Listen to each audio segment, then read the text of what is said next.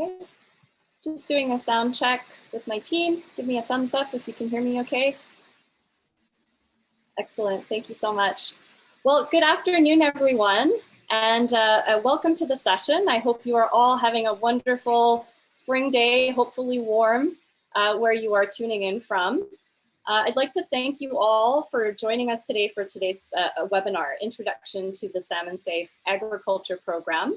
My name is Teresa Fresco, and I'm the Program Manager for Salmon-Safe BC, and I'll also be your moderator for today's session.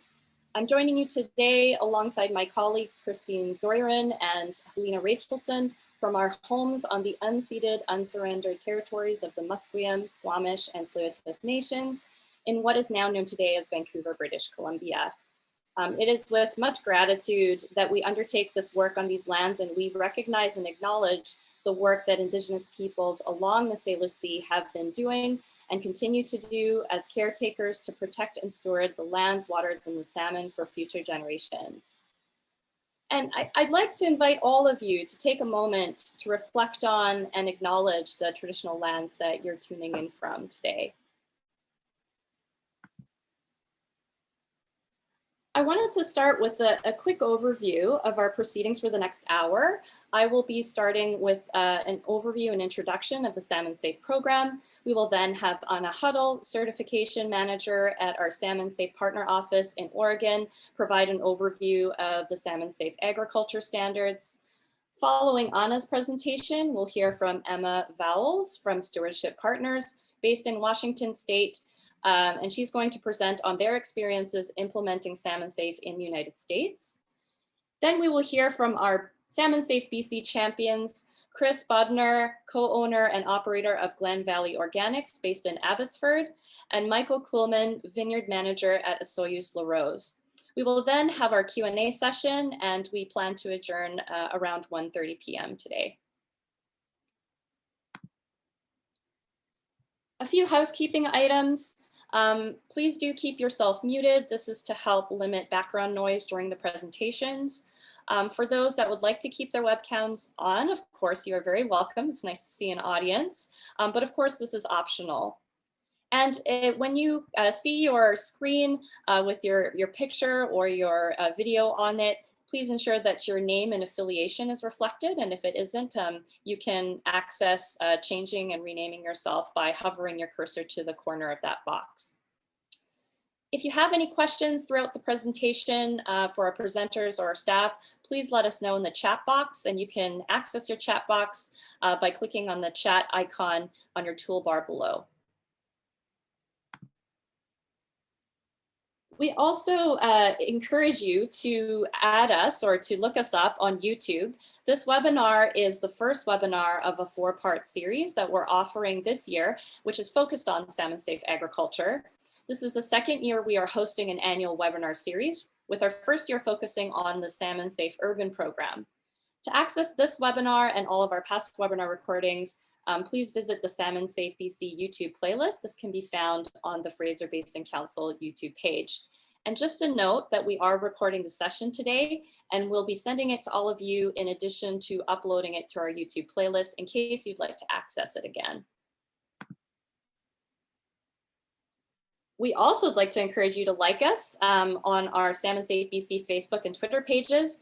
You can also visit our website at salmonsafe.ca to sign up for our mailing list and newsletter. This is a great way to keep up with all the Salmon-Safe news and events, especially our upcoming webinar sessions. Of course, this webinar wouldn't be possible without the generous contributions of our funders, and I'd like to acknowledge them here. The Real Estate Foundation of BC, Metro Vancouver, and Fraser Basin Council. Thanks so much for your support. So before I hand it off to our first presenter, I did want to take a few minutes to provide an overview of the Salmon-Safe BC program. Firstly, I wanted to acknowledge that Salmon-Safe BC is hosted by the Fraser Basin Council. We're a nonprofit, non-government organization with a mission to advance sustainability throughout British Columbia and advance the vision of a social well-being supported by a vibrant economy and sustained by a healthy environment. Salmon-Safe offers a peer-reviewed eco-certification program, which is aimed at mitigating the impacts of urban development and agriculture operations through the promotion of salmon-friendly practices. Salmon-Safe started in the United States in 1997 as a program of the Pacific Rivers Council in Oregon, and over the years, it grew into its own independent nonprofit and eco-label. In 2010, Fraser Basin Council and the Pacific Salmon Foundation partnered together to launch the Salmon-Safe Agriculture program. This followed by Fraser Basin Council's launch of the Urban program in 2013. In 2018, the agriculture program fully transitioned to FBC, making us the delivery organization for Salmon-Safe in British Columbia. And we are so honored to join the broad network of Salmon-Safe delivery partner organizations across the Salish Sea, which you can see on that map to the right. Salmon-Safe has a number of different certifications and accreditation standards as part of its broader program. These include our agriculture or farm certification, which we'll focus on today, parks and natural areas, urban campuses, urban development, and infrastructure. Our firm accreditation programs include standards for construction, developer, and designer firms. Anna will be covering these standards in more detail, but just to orient you all on the 7 areas of focus we have for agriculture sites, I wanted to list them off here. So these include in-stream habitat protection or restoration, riparian and wetland vegetation protection restoration, water use management, erosion prevention and sediment control, integrated pest management and water quality protection, animal management if applicable, and landscape level biological diversity enhancement. So in BC, we currently have 35 certified agriculture sites, which includes 15 certified vineyards and 20 certified farms across a whole host of regions in the province. And we are so excited to be a part of a network of over 900 Salmon-Safe certified sites across the Salish Sea. So with that, I'd like to, I will stop sharing my slides, and I'd like to introduce Anna Huddle, who is our next presenter. And Anna is Salmon-Safe's certification manager. As an architect with extensive lead experience and a volunteer of the Living Building Challenge, Anna has broad experience across the leading certification programs. Working throughout Cascadia, Anna guides Salmon-Safe program delivery through our partner network of organizations on the West Coast. She has a Master's of Architecture from the Illinois Institute of Technology and a Bachelor's of Arts in Economics and Art History from St. Mary's College in Maryland. Please join me in welcoming Anna Huddle. Thank you so much, Teresa, and welcome everyone. I am going to dive into some really technical stuff before you get to hear more on the farm issues and considerations from the rest of our presenters. When we come out to a farm, an agricultural site, we are looking at both site composition and management. So we're looking at the actual geography and topography of the land, as well as the practices used to maintain and grow the crops and other non-farmed areas of a site. We bring out an individual independent assessor to conduct the site inspection, and they use our peer-reviewed standards, which are based on the biological needs of salmon. I just wanted to highlight the categories of our standards that Teresa mentioned or listed for you, and I'm going to talk about each of these in detail. Starting with in-stream habitat protection and restoration, the standards in this category focus on assessing the condition of a channel, including the stream bed and bank, protecting intact habitats, and correcting deficiencies where feasible. For example, restoring the volume and density of in-stream large wood can be an important tool for improving stream habitat. This group of standards addresses both physical and biological conditions that contribute to habitat quality. Next up, we have riparian and wetland vegetation protection and restoration. These standards focus on measures taken to protect the land areas closest to rivers, streams, and wetlands.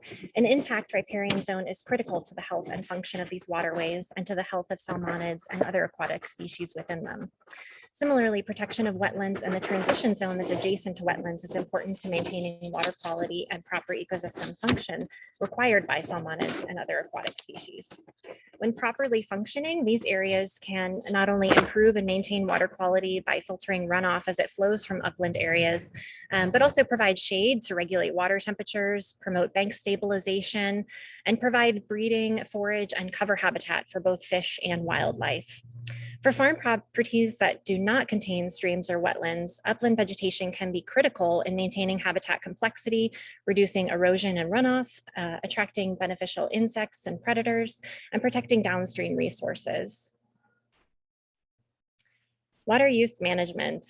Water withdrawals can adversely affect salmonid habitat and other aquatic species, primarily by reducing in-stream flows. The standards in this category focus on actions to minimize impacts of water withdrawals on fish and wildlife habitat by reducing the excess use of water and water losses not related to productivity through more efficient irrigation technologies and practices, and when applicable, converting to the conserved water to in-stream use. Adjusting the timing of water diversion so water is only withdrawn during periods when inadequate stream flow is not a major limiting factor for salmonid habitat and populations.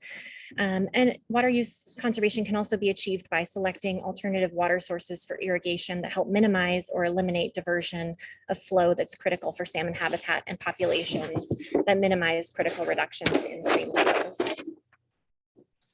The fourth category of our standards is erosion prevention and sediment control. Sediment delivery to fish-bearing soils is a major cause of habitat degradation, particularly for salmonid spawning areas. This category of the standards evaluates potential lowland and upland sources of erosion, such as farm roads, agricultural fields, and pastures. And of course, this category is so important to your work because your soil is one of the most important aspects of your site and to building a healthy or allowing for a healthy crop. Effective erosion and control and maintenance practices are identified to improve soil stability and promote the creation of healthy soils by encouraging soil building conditions. IPM, or integrated pest management and water quality protection, is probably one of the most critical areas within the standards with respect to changes that we often see coming about through Salmon-Safe certification.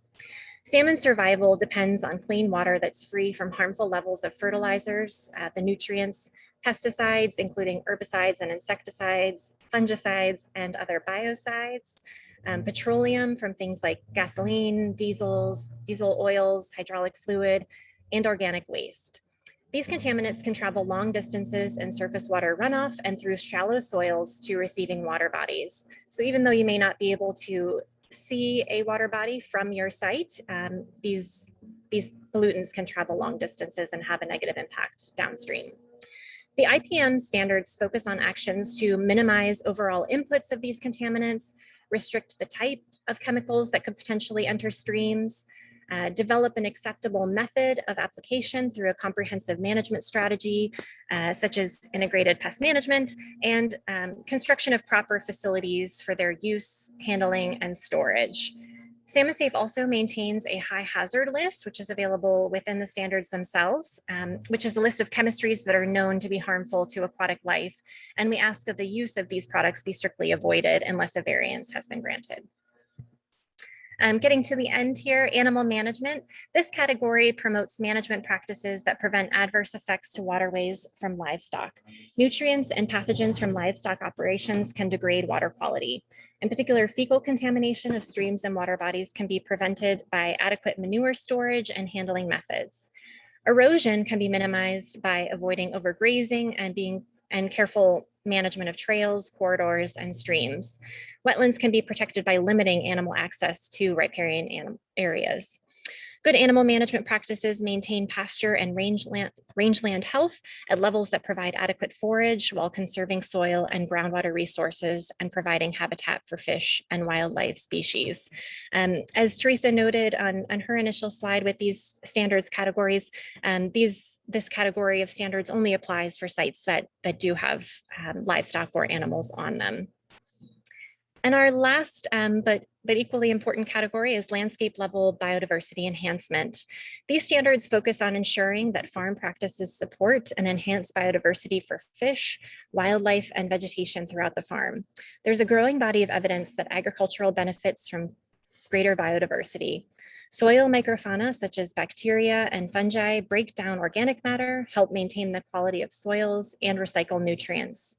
Insects, spiders, and mites pollinate crop plants and fruit trees and prey on agricultural pests. At the ecosystem level, farm hedgerows, woodlots, and native planting areas attract beneficial insects or predators that feed on agricultural pests. In terms of more of the mechanics behind the certification process, I mentioned that third-party assessor, they together with Salmon-Safe BC would collect documents such as your IPM plan and application records for things like water or irrigation, pesticides, and fertilizers, and then would schedule a site assessment for that third-party assessor to actually come out and meet with you and see how those plans and approaches are actually working on the ground. The report of the assessor's findings and recommendations will be then sent to Salmon-Safe BC to process and issue a certification decision, which is communicated in the form of a letter, and certification will be formalized upon acceptance of any conditions noted in that letter. I should mention that the vast majority of our agricultural sites we often find are certifiable without any conditions whatsoever. Conditions are things that are just areas of opportunity to work on during the 3-year certification cycle. When certification is formalized, we also are very excited to offer marketing support so that you can really make the most of the attainment of the Salmon-Safe Eco Label. And then there's the annual review of site activity, which is usually centered around any conditions that the site may have. So with that, I'm going to turn it over to Emma to talk more about on-the-ground practices. Thank you so much, Anna. And it's my great pleasure to introduce Emma Bowles. Emma is a program specialist with Stewardship Partners. She first became involved with the organization in 2012 as an intern through the University of Washington's College of Environment.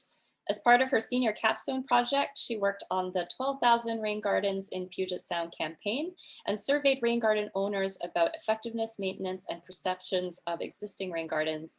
Emma resides in Seattle and enjoys any opportunity to get outside and explore the land Stewardship Partners is working to protect.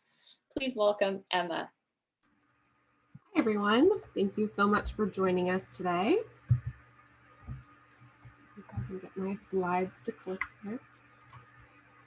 It's a little bit delayed.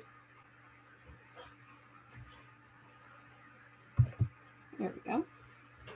So I work for Stewardship Partners, and Stewardship Partners is an environmental nonprofit based out of Seattle, Washington. Our mission is to create people-based solutions that engage Puget Sound communities as the caretakers of the land and water that sustain us. So we've got a variety of programs that all kind of center around clean water, and Salmon-Safe is one of those. So I run the Salmon-Safe Agriculture program for Puget Sound. I also work pretty closely with our green infrastructure program as well. So I just want to take a quick minute to kind of highlight why we're talking specifically about salmon.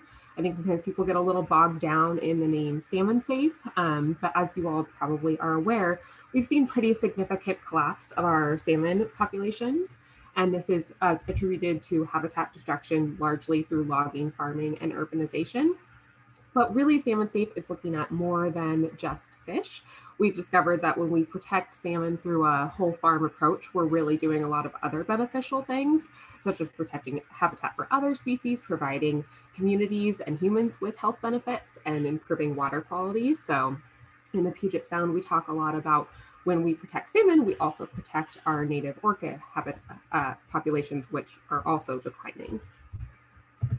So I'm going to talk a little bit today about just a few farms that are in our program in the Puget Sound that are kind of great and different examples of how Salmon-Safe is achieved. So the first farm I'm going to highlight is Jello Mold Farm, which has been in the Salmon-Safe program for quite a long time. It's a 5-acre farm in Mount Vernon, which is right along the Skagit River. And they produce primarily cut flowers, as well as a few other things like ornamental squash, and they also have bees. And they've got a really great partnership going with the Seattle Wholesale Growers Market, which is a flower market in Seattle. And so because of that, we've kind of developed a partnership through Stewardship Partners with the market as well. And Jello Mold is a really great advocate of Salmon Safe. They're really working hard to get as many of those other flower farmers that are at the market Salmon Safe certified as possible. So it's become a really, really great kind of multi-beneficial partnership. So I'm going to run through a few of their practices that kind of correspond to the standards that Anna was talking about, just some examples of how they achieve those. So Jello Mold has a lot of diversity on their property. They plant a lot of different flowering plants and crops, which provides really great habitat for many beneficial insects. They also use all organic practices and no high-risk pesticides or chemicals. And they have really great soil tilth and use all organic fertilizers and make their own compost on the property. They've also preserved riparian buffers around the kind of surrounding edges of their properties, which provides a lot of great habitat.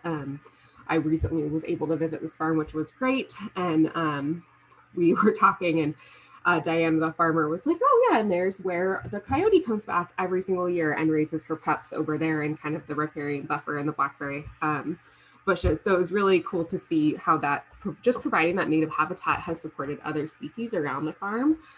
It also provides a nice kind of balance with some of the neighbors, because you may be have your farm right up next to another person's farm, and you can't obviously control their actions or how they may treat their farmland. So having those habitat buffers also gives Jello Mold a little bit of a buffer to any surrounding farm practices that may negatively affect their farm if it was too close. So some of the challenges that have made Salmon Safe a little bit tricky for this farm is that they're, as I said, a flower farm. So they produce these beautiful, incredible market quality cut flowers. But there's definitely some challenges to that, because a lot of insects and pests will target specific crops. So they've had to really come up with a way to deal with this that's kind of holistic and creative and allows them to still produce the products that they need to make, but also don't use heavy pesticide use. So a couple examples of how they do this is they will dip cut flowers in pesticides after they're cut to clear them, get rid of anything, but then they're not applying it to the entire field, which is great. Or Diane was also telling me there might be a specific chemical that, for example, could also target beneficial bees. So she would arrange the application of that product to be in the evenings when bees are the least active, so that hopefully it would be as, it would not negatively affect the bees as little as possible. So she's really come up with some great ways to work around those challenges. And it's not just about the Salmon Safe program for them as well. It's really a true belief of how they want their farm to run and how they want to produce their products. So again, they're just a really great example of that whole process. So this is a new farm that was just recently certified. So it is Farm at Water's Edge, which is also the home to the Hood Canal Salmon Enhancement Group. They only have about an acre producing, but they do vegetables. They've got some educational livestock. They've got a U-pick garden, a pea patch, just a lot of great different things happening on the property. So just a few highlights of what they do. They protect their buffers, their streams, their wetlands to provide habitat for salmonoids. And obviously, because it's Hood Canal Salmon Enhancement Group, that's one of their priorities, is protecting salmon specifically. They use drip irrigation for crops. They don't use any pesticides on the property, and they leave as many native habitats alone as possible, and also do restoration with native plants. And they use compost that is produced on the farm and is all organic. And then they also have a pea patch, which is great, as I mentioned, because it provides an affordable organic food resource to their community. So a few challenges to this farm. Like I said, it's newly certified. They're still working on expanding the property. So one of the things they want to do is create a dog park, which is awesome. But of course, there's some planning that needs to go into that. So one of our recommendations through certification was that they make sure they leave an adequate buffer distance away from any open water swales. And then they also don't currently manage their stormwater runoff from their driveway or their parking lot. So that was, again, another recommendation through the certification, that they come up with some sort of plan for that. And neither of those things were a condition. It was just simply a recommendation that these are some things that they should take into account as they move forward with developing out their farm. And then our last farm that I'm going to talk about is Headland Farms, which is in Mount Vernon. It's a much bigger scale farm. They've got about 500 acres that are cultivated. It's also been in our Salmon-Safe program for quite a while. They produce a variety of vegetables and cabbage seed, as well as barley and wheat. They are partially certified organic, about a third of it. And they also have a CSA and a farm stand as well. So a few of their highlights: they have also protected their buffer streams and wetlands and keep them restored as well. They only use irrigation when they need to, and it's supplemental because luckily they're in an area that has a very high water table, so they don't need to heavily irrigate their crops. They do a lot of crop rotation, and they also use wheat, which helps minimize any pest issues. They use beneficial insects to control pests. And they do have a few horses. That's their only livestock, but they compost their horse manure on site, so they're dealing with that. And they also have a great history of doing a few different environmental studies on their properties. They have done a few with TNC and some the Nature Conservancy and some others. So this farm is a little bit more challenging because cabbage seed is really chemically intensive just due to the nature of the specific hybrid that they grow. So they do use some high hazard pesticides, as Anna mentioned. So the condition of their certification was that they agreed to adhere to a buffer schedule for spraying the applications of these materials on the cabbage seed crops. So that was one specific thing that they did need to agree to and sign off to make sure they adhere to this schedule when using these high hazard pesticides. So I can definitely say that while I don't do the assessments, I know this was a much more complicated assessment, and there was a lot of time and energy put into how to manage this high hazard pesticide use and make it work for both to meet the Salmon-Safe standards and to have it be reasonable and doable for the farm. So just a little bit about some of the promotion and marketing that we do. So because this is a kind of consumer-driven campaign, we focus a lot on public education and outreach. So this is Sal the salmon, which is kind of our mascot, which is one of the ways we do this. So he goes to a variety of events. So we'll see here we have a tabling at a farmer's market, and we highlight any Salmon-Safe farms that are in attendance. On the right is him with some gelato, because we did a partnership with Gelatiamo in Seattle that produced Salmon-Safe gelato. And then down at the bottom is Sal attending Salmon in the City, which is a great event put on by Salmon-Safe. We also try to really recognize and highlight our farms wherever we can. So one of the ways we do this is by providing these great metal farm signs that farms can put up at their farm at an event like a farmer's market, things like that. We're able to provide those, as well as logo use, other things like that, language, that sort of stuff that farms can all use to kind of get the word out that they're Salmon-Safe certified. And then we also have this farms map on our website that's just currently Puget Sound specific, but we've talked a little bit about making it broader, but so people can see what farms are near them, what products they have, how to get to their website, all of that. And then we also have worked with grocery stores to do a lot of in-store displays and marketing. So you'll see PCC has this great window cling on their door, highlighting Salmon-Safe just like they do organic and gluten-free.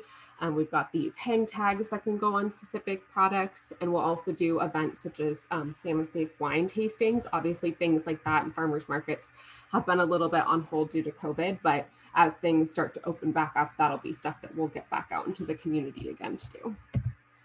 And then here's just a few more examples of promotions. That's that hang tag I mentioned that goes on products. We run bus side ads that were really awesome. Buy these carrots, save these salmon.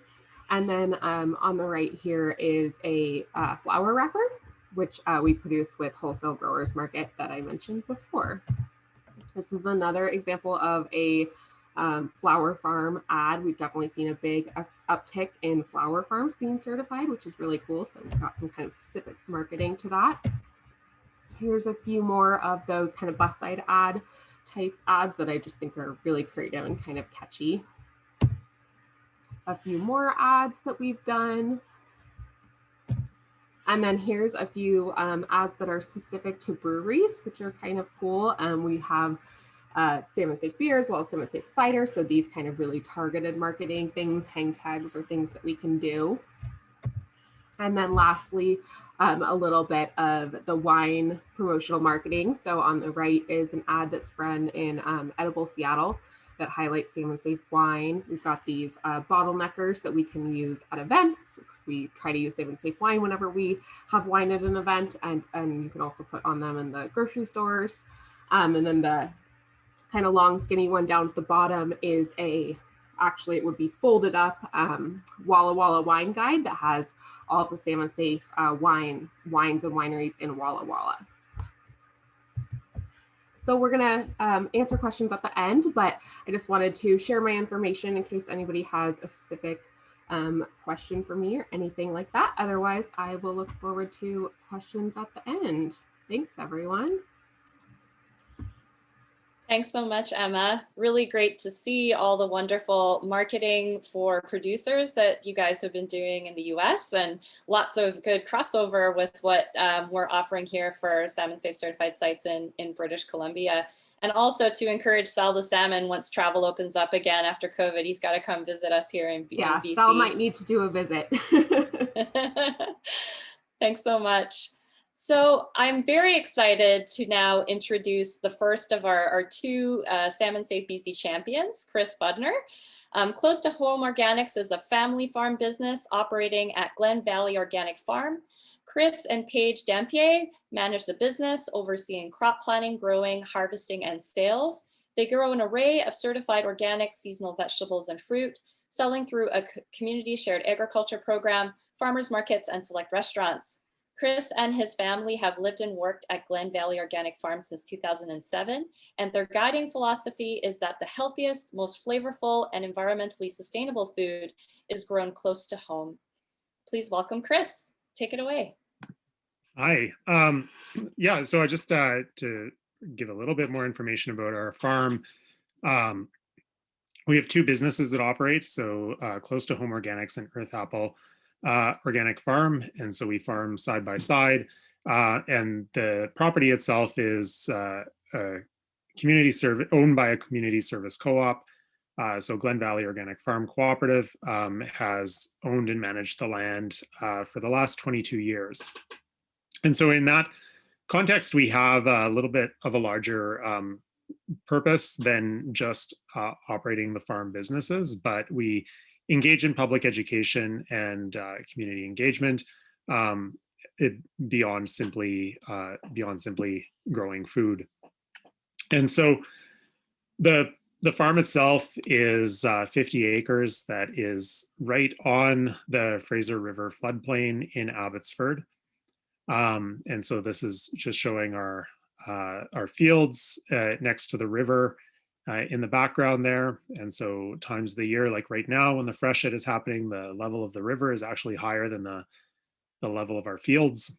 But for the mercy of CN and their the various reinforcements that keep the water from flooding regularly like it has in the past, we're able to farm on this land. The very fact that we're this close to the river has made originally the prospect of working with the Salmon-Safe program and being certified interesting to us. And in looking at why we decided to certify with Salmon-Safe, we were one of the original farms that certified when the program launched in BC. And we at that point in time, a lot of organic farms were approached because we had an organic extension agent for the province who was able to provide outreach to the organic community and see if this was something that would be of interest for the various farms going forward. What it offered us was essentially an opportunity to learn more about our farming practices in relation to aquatic systems. And the organic side is interesting because it really takes an approach to soil health and understanding the inputs that we use in farming. But there is, I guess that we see it quite clearly because we're right beside the river, that obviously what we put onto the land, what we use on our crops can have a very direct impact as well on the health of the aquatic ecosystem as well. And this is an area that I think there's often a disconnect between people's minds in terms of what products they're choosing. I think there's an interesting education piece for our customers here, because what often strikes me is the reason that we produce food organically is not the reason our customers choose to buy organic food.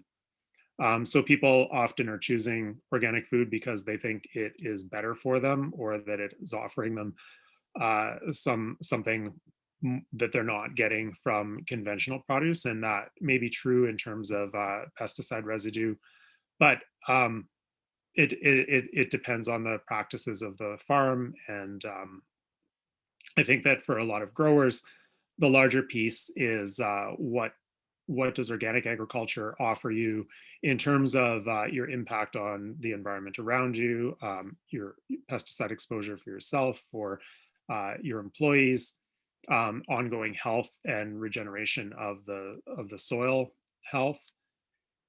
And so there's definitely an opportunity when looking at Salmon-Safe to make an interesting piece of educational material for our customers in terms of what are the impacts of your food choices on the larger environment around you. And a final point as far as why we decided to certify with Salmon-Safe at that point is that we treat our certification programs like our when we do an environmental farm plan, or when we do our organic certification, or when we do Salmon-Safe. It's part of a quest for ongoing improvement. So looking at how can we do better? How can we improve our practices? Where can we take feedback and incorporate that into how we farm? And so we look at the opportunity, like when we have, say, an advisor from the environmental farm plan, or our verification officer for certification, or the same type of process for Salmon-Safe, is having someone else coming onto our farm and evaluating how we're doing and giving us that feedback. So it's an opportunity to provide a different metric for evaluating ourselves and how we grow. Now, with regard to how it actually impacted our practices, overall, I would say we had very little impact because a lot of what organic certification already required of us prepared us for most of what was required for Salmon-Safe practices. Now, you can say that, so for us, maybe it was low-hanging fruit in terms of the type of commitment it required, but it did provide us with a learning opportunity around some of the products we used, and even some things like using copper sulfate for blight control, understanding what are some alternate formulations. So we switched from copper sulfate to copper hydroxide within that, and just really understanding where our plantings are, and are there any risks for aquatic exposure of those products. And then it provided us another layer of consideration when we're deciding how to manage a pest, for example. What are the products that are available in terms of managing that pest, and how are they applied, and when are they applied? And so when we look at certain insects in the organic regime, we have a variety of spinosad insecticides, as well as biological insecticides that we can apply. And so we certainly have criteria, as Emma was mentioning, the one farm in the US, looking at what time of day do you apply things. So looking at when you're looking at bee health, or a broader spectrum of insect activity, what are you targeting, and when are they active? But then you can also look at another side of it as to, are you applying something that is going to have the potential to be washed into water systems quickly while it's still active, for example, or in a higher concentration if it's applied at the wrong time in regard to a weather event. And so it provides a layer of consideration, number one, in terms of what products we choose, but also in terms of how they're applied and when they're applied. And I think that overall, any of these practices are not they're not far off, or they're not foreign to general good practices on a farm. So we often hear like farms justify not certifying because it's too much record keeping, or say like whether that's organic or any other type of certification. And the reality is, if you're not keeping these records, I don't know how you farm and how you make decisions on an ongoing basis without that information. So I think that in one regard, by having a positive outlook in terms of understanding what we can learn from this sort of a program, that's affected us positively in terms of giving us an opportunity to engage these guidelines and work with them. And then just finally say, when we look at the overall alignment with our farm's values, we have a number of opportunities on an ongoing basis to engage with different organizations, different educational opportunities. One of the groups that we've worked with for, I guess you could say decades now, is the Rivershed Society of British Columbia, and they run the Sustainable Living Leadership Program in the summer, which is a group of young adults that canoe and do leadership training.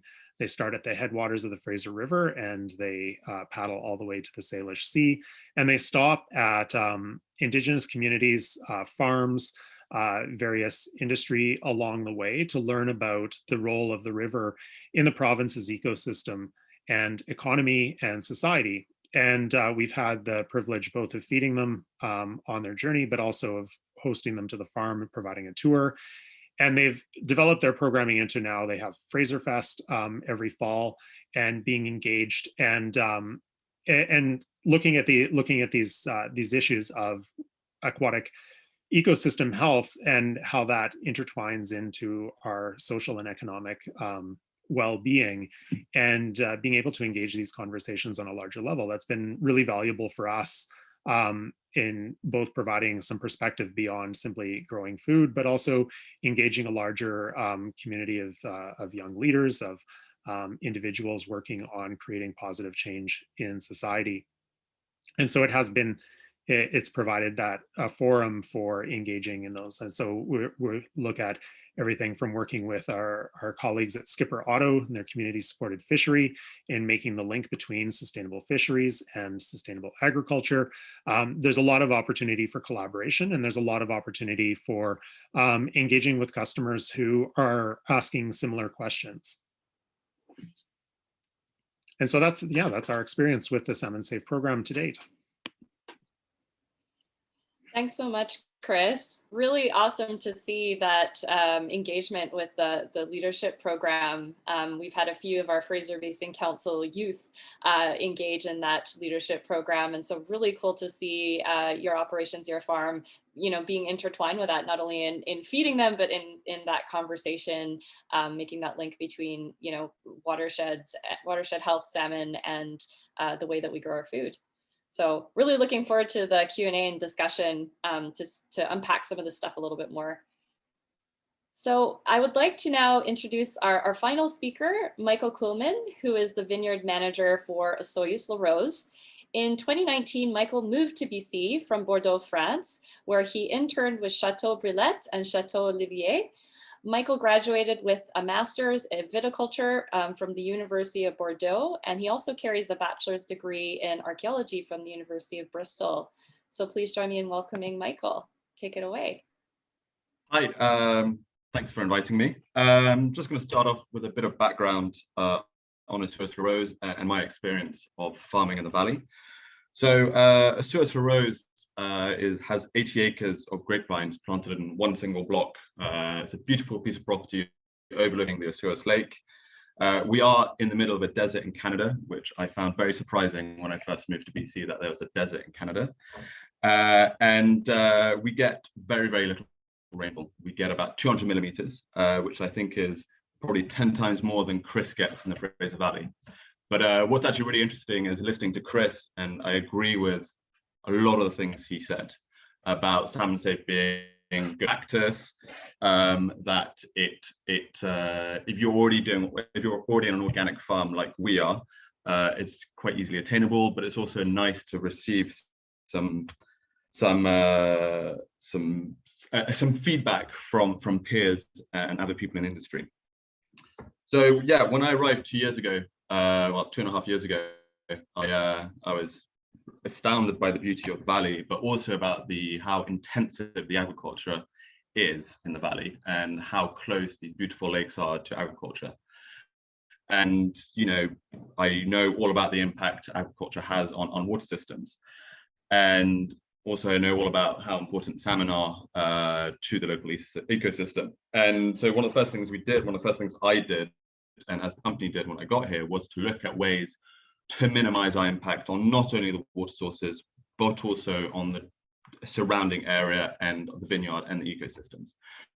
Because as we're very fortunate, we have 80 acres on one piece of property.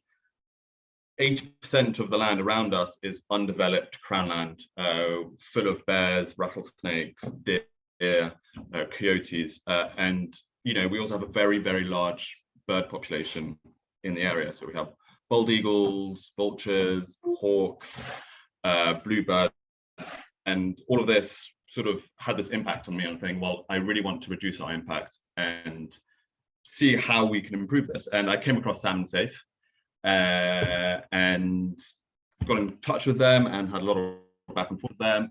And when they came to do the audit, we spoke a lot, and a lot of ideas in my head. And I realized that what we were doing already was good practice, which was nice to hear.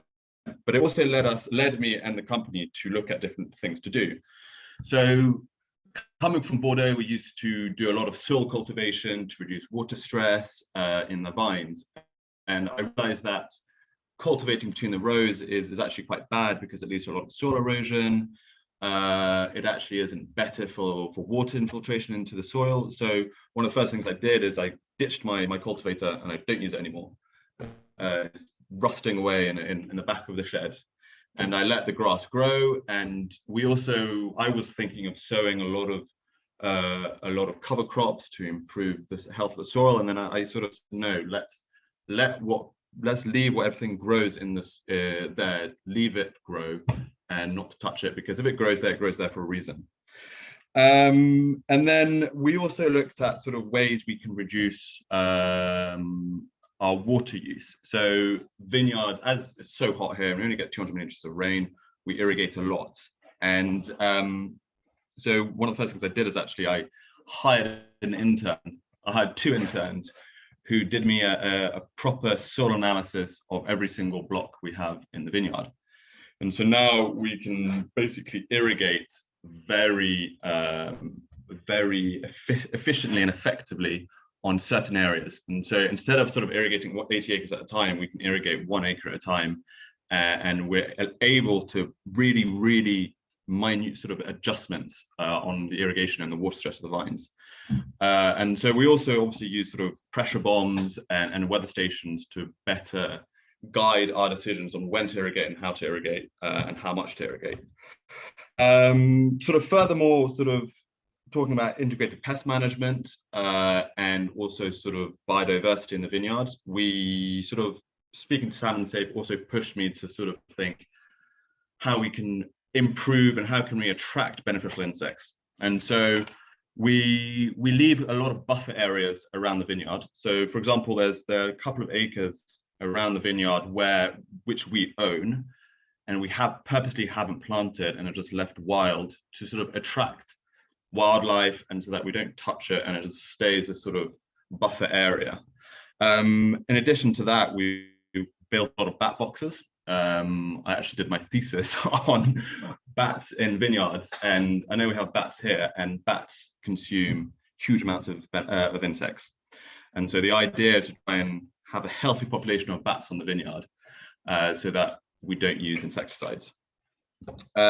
We currently are in our 2nd year of 0 insecticide use in the vineyard. Insecticides, I think, are, even though we're organic, the insecticides we use are going to be contact insecticides, which are going to have a broad effect on killing basically any insect it comes in contact with. And so one of the things we're putting in place is a 0 insecticide vineyard, which means we want to use beneficial insects and then just accept a certain loss of production in certain areas, and so that we don't use insecticides. And then, yeah, I mean, it was, and then probably the one investment we did do, which I think is the biggest impact we had on reducing our impact on the water source, is that we installed a wash pad. Before I got here, they used to just wash down the tractors in the middle of the rows with water, and the pesticides and insecticides would just sort of stay in their vineyard. But you never know what could happen. There could be runoff and the rest of it. So what we did is we installed a wash pad, which has a separator tank. And so that when you're washing down the tractors after spraying, all the waste water goes into a separate tank, and that tank gets pumped out and treated off-site, and so that we know we don't have any of our pesticides going into any of the surrounding area. Just in a more sort of general term, sort of working with Salmon-Safe was actually really enjoyable. It was very easy to sort of in touch with them. I really enjoyed our certification process. I can't say the same about organic certification. I preferred getting, the certification process with Salmon-Safe. It was far more.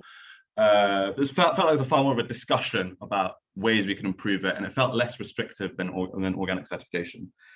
And it looked more globally about your impact on the surrounding area, rather than just saying, you can't use this list of things and you can use this list of things. But yeah, and then hearing Chris speak, it was really nice to actually think, yeah, it's we do very, very different forms of farming in very, very different areas, but Salmon-Safe, what it comes down to, it is just good practice, good farm practice. And I believe that sort of doing what Salmon-Safe asks you to do, your long-term vineyard health will improve, or agricultural area will improve. And so in the long term, you'll probably save money from not ripping out vines. That's my personal point of view. People may disagree, but yeah, that's it.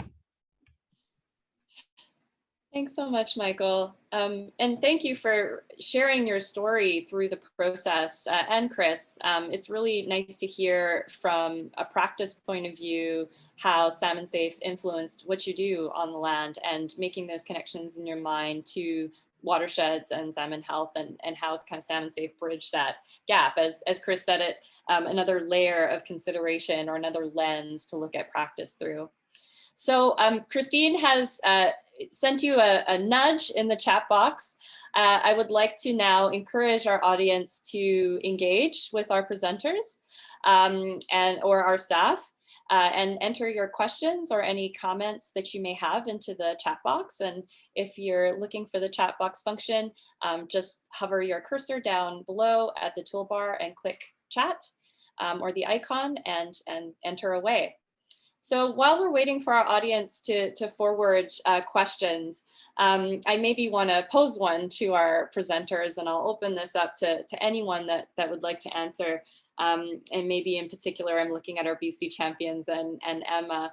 But I was really inspired with Emma's presentation around, farms in the States that are, you've gone through the Salmon-Safe process, and she talked about, some of the things that they were doing well, but also some of the challenges that they face. And I think that any producer, there's always going to be challenges that arise from a Salmon-Safe process. That's part of, ongoing practice and ongoing improvement. And so I wanted to open it up if folks wanted to share a particular story of a challenge that was, whether it was really difficult or minor, and what were some of the things that you did to address that challenge. And I think we heard a little bit from Michael about how the Salmon-Safe process kind of addressed or brought up some of these challenges and how they addressed it. But I open the floor up to the rest of our speakers if they'd like to comment on that.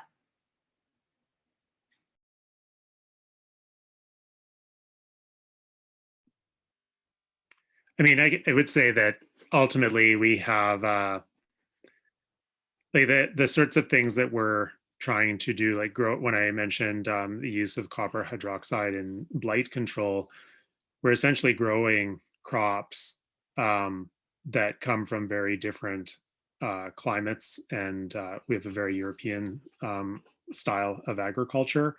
And there has not been a lot of attention given to Indigenous food production in this area. And I think that there's a really large discussion to be had there around simply replicating agricultural systems from other places, as opposed to looking at what agriculture and food production has looked like here in the past and should look like going forward. And I think that there's definitely a large piece, and I think some of that, like we ourselves on this land are in Stolo, and more specifically Kwantlen land, and key to that has been for the Kwantlen First Nation just down the river from us is like revitalization of the Ulican fishery in addition to salmon, and understanding what those challenges are. I guess I take the, like in terms of the larger question of what crops do we grow, what's appropriate to our ecosystem, and what's not, and or what are ways through biomimicry that we can adapt things that work better here. Those are larger discussions that I think open up a larger, like, what are the larger challenges that we have? Like when we talk about the fact that we have like a desert ecosystem in BC, and that is made possible through very significant irrigation programs that exist provincially to make that happen. I think that one of the really interesting things that we have are like that you can go hundreds, if not thousands, of kilometers inland and still have rivers that are intimately attached to salmon habitat, with spawning as well as what feeds into the rivers and ultimately the ocean. And yeah, that there are interesting questions to be had about what does sustainability look like within the context of the Pacific Northwest, and that's really would be much more interested as a point of engagement. Awesome, thanks, Chris. And any other comments on challenges?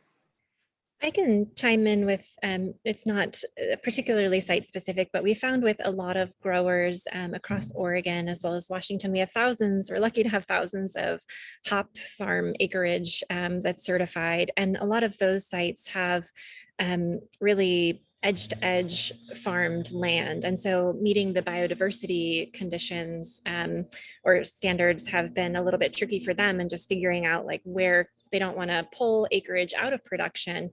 So we've really found ways to, together with the growers, to find dual benefits. And in the case of hops, where it's a vine crop that's growing vertically, planting within or between the crop rows with pollinator plantings, so that, we're adding that biodiversity, we're preventing erosion by planting in those areas.